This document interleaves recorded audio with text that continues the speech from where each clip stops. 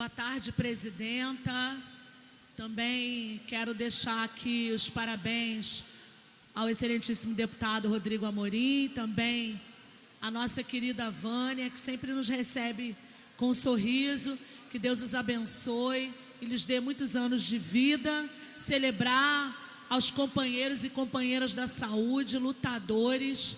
De fato, tem sido realmente envidados esforços para que não só a questão dos cargos e salários, como Vossa Excelência bem colocou, tem sido sua luta e dos demais companheiros aqui citados pela senhora, mas que essa categoria seja de fato reconhecida, seja de fato tratada com o valor que lhe é devido e merecido. Então, celebrar a presença sempre presentes aqui, sempre conversando conosco, sempre nos fazendo lembrar da importância desses e dessas profissionais, do cuidado, né? São profissionais dedicados, então a gente quer fazer menção também, deixar o nosso abraço, mas mais do que o nosso abraço, a nossa responsabilidade, não só enquanto parlamentares, mas principalmente enquanto cidadãos e cidadãs desse Estado. Sejam sempre muito bem-vindos e bem-vindas, até a vitória sempre. Mas eu quero também saudar quem nos assiste pela TV Alerj, os deputados e deputadas aqui presentes, as assessorias e quem nos assiste pelas redes sociais. Nós tivemos ontem a celebração do 20 de novembro e eu fui instada por um funcionário da segurança dessa casa para fazer menção ao então deputado que aqui atuou na década de 80, deputado José Miguel, que numa articulação com os movimentos sociais negros, conseguiram implementar o busto de Zumbi na Presidente Vargas. Então, fazer memória à luta desse deputado, e fui instada na terça-feira, e agora faço lembrar a memória, porque é importante que a gente não esqueça de quem vem lutando para que a memória daqueles que lutaram para dignificar a população negra nesse Brasil continue sendo lembradas, né? Porque a luta antirracista, deputada Marta Rocha, deputados e deputadas aqui, não é uma luta só de pessoas negras. A luta antirracista, sobretudo, tem que ser uma luta de todas as pessoas. Ontem nós comemoramos o Dia da Consciência Negra, lembrando a luta e a resistência do Quilombo dos Palmares, na figura de Zumbi dos Palmares, mas também celebramos a resistência de uma população que vem sendo alvo historicamente de um processo extremamente opressor nesse país. Nós somos mais da metade da população e, sendo mais da metade da população, ainda somos subrepresentados nas artes. Na terça-feira aprovamos aqui o diploma Ruth de Souza, onde celebramos a presença do elemento negro da população nas artes brasileiras, a luta de Dona Ruth de Souza, assim como seu então companheiro à época, Abdias de Nascimento, que foi senador da República, para que fosse dignificada a presença dos atores negros em papéis dignos, independente da cor da sua pele. Nós, elemento negro, maioria social desse país, extremamente subrepresentado nas artes, estigmatizados nos personagens em televisão, subrepresentados nas casas legislativas, nos lugares de poder. Então, a importância não só do dia 20 de novembro, mas de lembrar que este novembro é um novembro negro. Um novembro que chama a atenção para os 131 anos de uma abolição inconclusa, que antes mesmo de ser instalada no ano de 1850, a partir da Lei de Terras, não deu condição para que as pessoas negras pós-abolição pudessem acessar, porque as terras só poderiam ser acessadas através de compra, com o fim das sesmarias.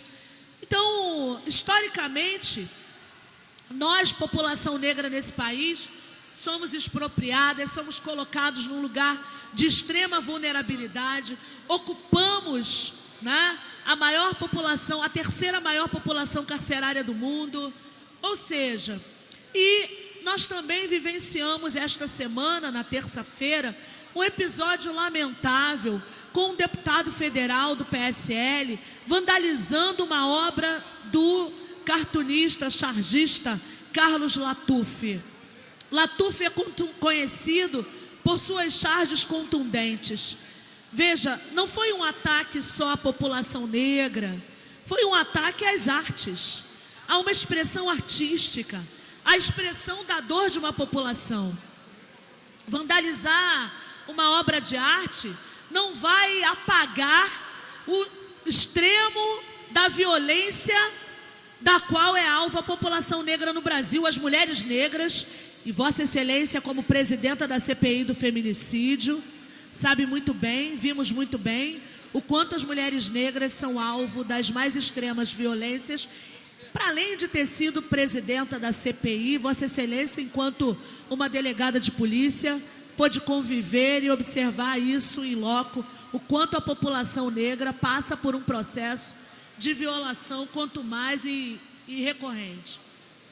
Não é possível que a sociedade brasileira continue permitindo que a experiência racista, e aí eu quero evocar aqui, mais de uma vez falei dela aqui, a intelectual luso-afro, portuguesa, Grada Quilomba, fala do quanto as relações coloniais, elas emergem atualmente nas nossas relações cotidianas. Esse fato da quebra do quadro, dos lugares de vulnerabilidade em que as pessoas negras são colocadas nesse país. O deputado Luiz Paulo falava da questão do ICMS, das pequenas empresas, e a gente sabe que a questão econômica, quando não vai bem, ela incide diretamente no preço do pão, no preço do alimento, e quem mais vai sofrer é a população mais vulnerabilizada, que é a população negra e parda desse país. Então, não é mais possível que a sociedade brasileira conviva com esse espectro, com esse veneno inoculado na nossa sociedade, que estrutura as relações no Brasil, que é estruturante das relações no Brasil e que tem se materializado numa existência trágica da população negra. Somos nós que estamos nos piores lugares no ranking de salários. Somos nós que vamos sofrer, e quando eu digo nós, me coloco, a cor da minha pele, a minha aparência já diz, como elemento negro, que vamos sofrer as piores vicissitudes nos momentos de crise.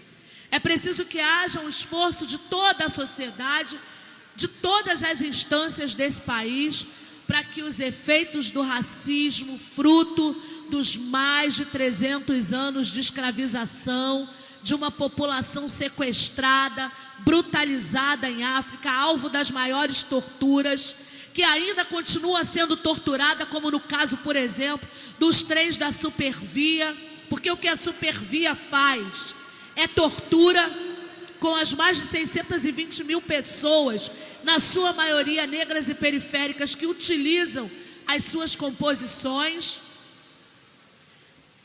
A população negra que vem sendo alvo da falta de uma política pública de saúde, de desmonte da saúde pública nesse estado.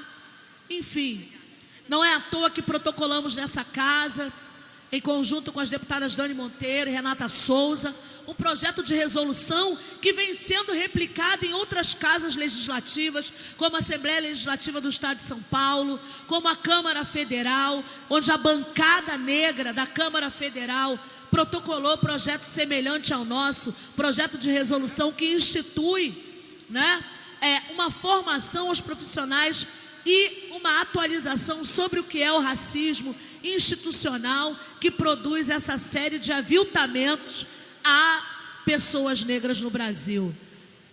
Não é à toa que nós vemos essas pessoas sendo alvo da violência que sofreu, por exemplo, aquela senhora que foi pedir R$1 e levou 2 tiros. E a pessoa que atirou nela, filmado, registrado nas câmeras, ainda foi próximo do corpo caído daquela mulher de 31 anos, para ver se de fato ela estava morta.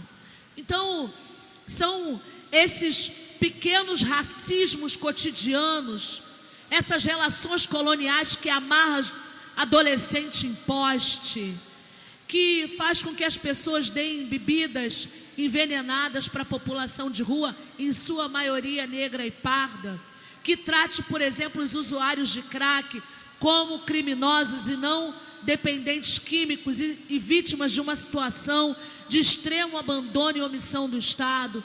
Enfim, que a gente possa assumir um compromisso, e quando eu falo a gente, falo dessa casa e todas as instâncias da sociedade, pessoas brancas, negras, amarelas, de que o racismo precisa ser de fato olhado como ele verdadeiramente é, fugirmos do mito da democracia racial e assumirmos a nossa responsabilidade no novo marco civilizatório na sociedade brasileira e no novo registro de construção de nação mais igual, menos injusta e mais solidária. Muito obrigada, presidente.